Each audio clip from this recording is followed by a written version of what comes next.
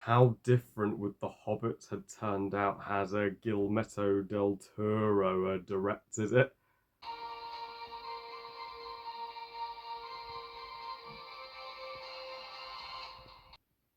My son, my son, you are my shining sun, my moon, my stars. Guillermo del Toro's Pinocchio, directed by Guillermo del Toro, and is the 2022 straight to Netflix stop motion adaptation of the classic Italian story of the same name. So Guillermo del Toro's Pinocchio tells the story being far more faithful and true to its source material, where wood carver and toy maker Geppetto heartbreakingly loses his son in the war. And after Carlos's death, he uh, uh, builds a wooden puppet who is brought to life, and he initially uh, uh, doesn't accept Pinocchio as his new son, as he still can't let go of Carlos. But Pinocchio has help to help him uh, get an understanding of how the world works with the help of Jiminy Cricket, the uh, queen of the afterlife. Learns who he can't trust, particularly a evil circusman and a ruthless general who is preparing the children of the town for war. The only great Pinocchio movie we've ever had is the 1940 Disney animated classic, and none of the other Pinocchio movies have ever been able to replicate its magic. Every other Pinocchio movie we've gotten since then has been a stinker, especially that uh, piece of shit Robert Zemeckis Disney live action remake in September last year. I mean, that remake is still makes me puke to the max. I could not believe in 2022 we were getting two Pinocchio movies alone. So whenever you refer to a Pinocchio movie from that year, you need to be specific, or people will be confused. I'm, but I can say without any hesitation, Del Toro's Pinocchio is the first good Pinocchio movie since the 1940 Disney classic. This totally wipes that shitty Disney live action remake from existence. I mean, this is the Pinocchio movie from 2022 that's worth watching. I can completely see why this everybody is singing this movie's praises and calling it so well the greatest animated movie from last year.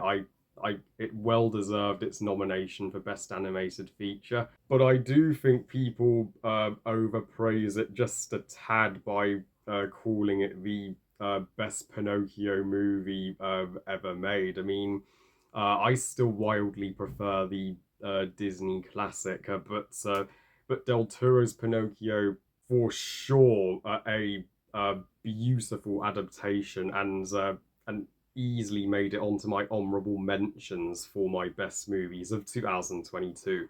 And it's one of the few great animated movies from last year. So I hate that it was robbed of a cinematic release and just put on Netflix once again.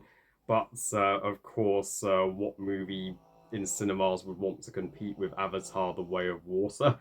Damn, December 2022 was stacked full for movies. I mean, it was a dope month for film for sure, uh, but yeah, Del Toro certainly knows his craft as a filmmaker.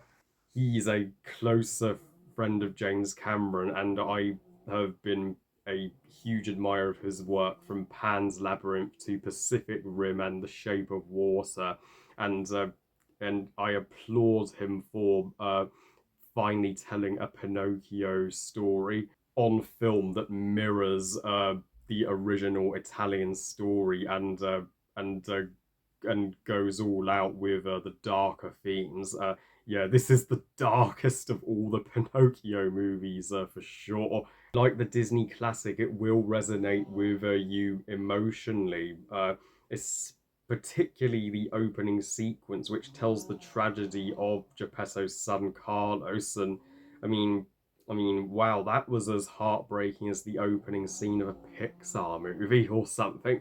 The entire cast give tremendous vocal performance. I mean, David Bradley is one of the best Geppettos. I mean, and his storyline about his grief over his son was done 500 times better here than it was in the uh, piece of crap Disney remake. In that remake, it's barely touched upon. It's mentioned for like one line in that remake script, but here you see what the grief truly takes its toll on Geppetto and how Geppetto needs to learn that Pinocchio doesn't need to be like Carlos to be his son. He can be his own person. And Ewan McGregor as Jiminy Cricket was pretty decent. So thankfully, he never once got on my nerves, and his designer was far more animalistic and less anthropomorphic. Tilda Swinton as the sisters of the afterlife.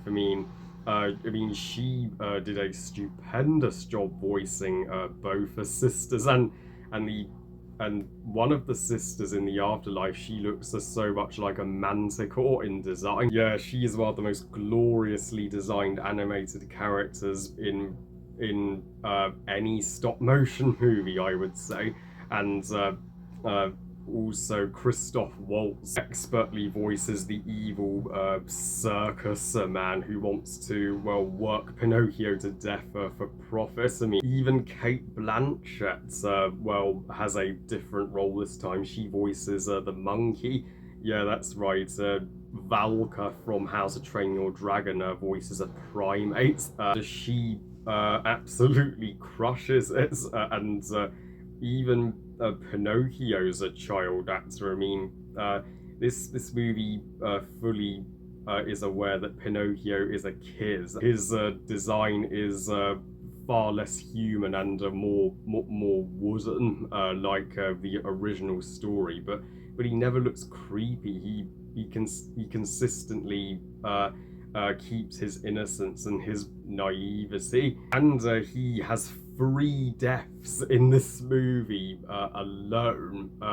I am not kidding. And the afterlife is, well, the most creative location in the film, where these skeletal rabbits, well, bring him up in a coffin and then play a game of cards. And so Del Toro makes the afterlife rather inviting, and the movie even, well, kills off, well, all the supporting characters at the end. We see Geppetto's death from old age, so Pinocchio is literally alone by the end. So Del Toro fully respects your children's intelligence with this adaptation. He knows that kids can handle the topic of death and be mature about it. And the scenes where Pinocchio is sent to a war camp and is trained by his best friend's father, who wants his son to be a soldier and fight for his country just like him, but the son will never be the son his father wants him to be. That was something we never saw in either Disney Pinocchio movie, uh, and boy, was it's intense as seeing Pinocchio being boy, was it intense seeing Pinocchio being subjected to, well, training on a battlefield. It was as if we were watching 1917 instead of a Pinocchio movie. And we see Pinocchio really pay the price for his mistake of not listening to Geppetto and for being tempted by the circus and the war training, and each of the villains in this movie get a most satisfying comeuppance for leading Pinocchio down the wrong path. And the stop motion animation here is pitch perfect. This is, well, one of the uh, most uh, gorgeous looking of all the Del Toro movies. After this, he should set up his own stop motion studio and do stop motion far more often if he's this good at it. Uh, yeah, Aardman and Leica would have some competition because I don't think I have seen a stop motion movie since Missing Link or something, so it has been a while.